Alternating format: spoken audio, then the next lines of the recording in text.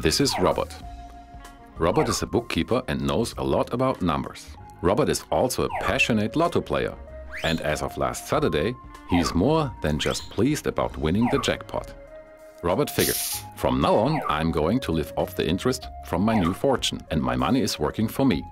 But Robert also realizes that money as such cannot work. However, who is going to work and produce the interest if money can't do the job?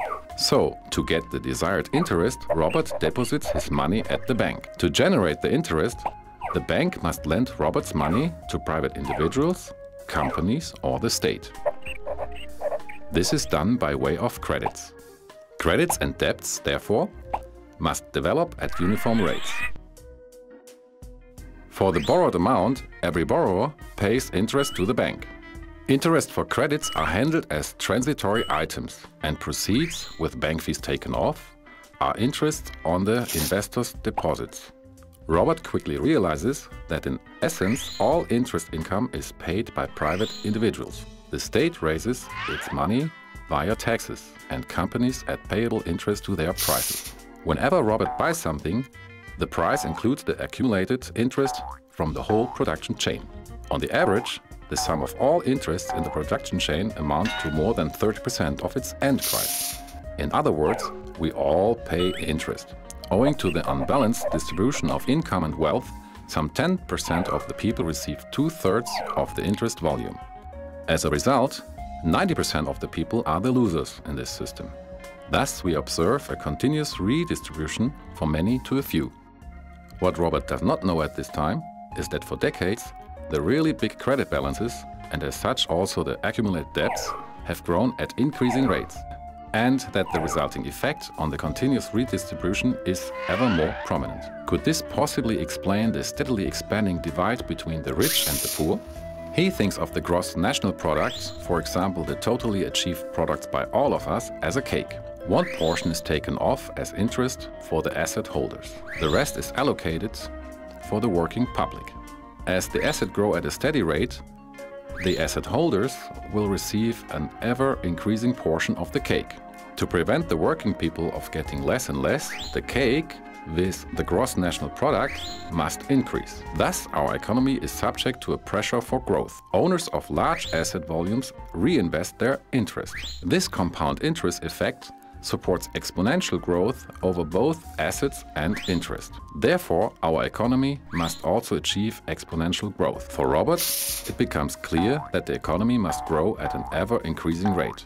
However, this eventually will destroy our environment. The alternative is that the working people will descend into poverty, which would lead to unrest and rioting. Sooner or later, this system must collapse and a currency reform will come, which would reset all assets and liabilities to zero or worse.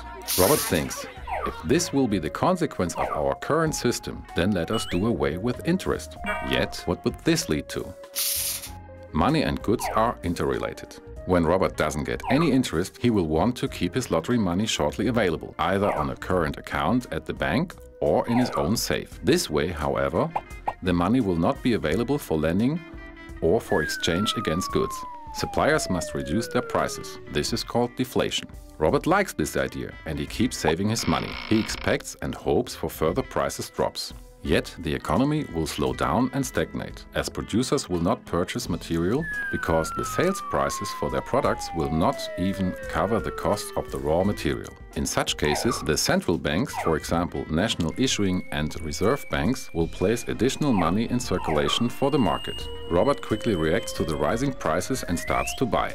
The sudden demand will induce further price hikes, and Robert loses his confidence in the money. He starts to spend all his money in exchange for more stable goods rather than keeping worthless money. Inflation is here. Now, Robert realizes the role of interest is keeping the money circulating. But how will money circulate without interest, for example payback? Money as a bargaining instrument serves the general public, just like a road serves everybody. But how does this function?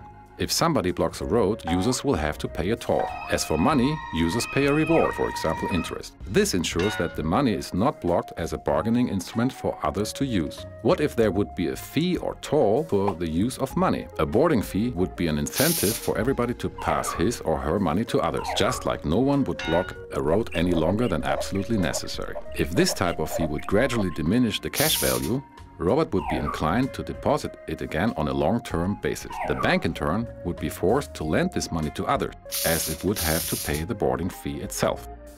The bank would lend the money at a lower interest rate, as there would be no interest to be paid to Robert. In the long run, falling interest rate would reduce the current interest portion of some 30% on all prices towards zero. And Robert could save this amount on his own expenses. He would have to pay the roughly 5% boarding fee for his liquid funds. With an average of 2,000 euros in cash or in his current account, the fee would amount to only 100 euro per year. For the majority of the people, the implementation of a boarding fee would mean a substantial financial relief.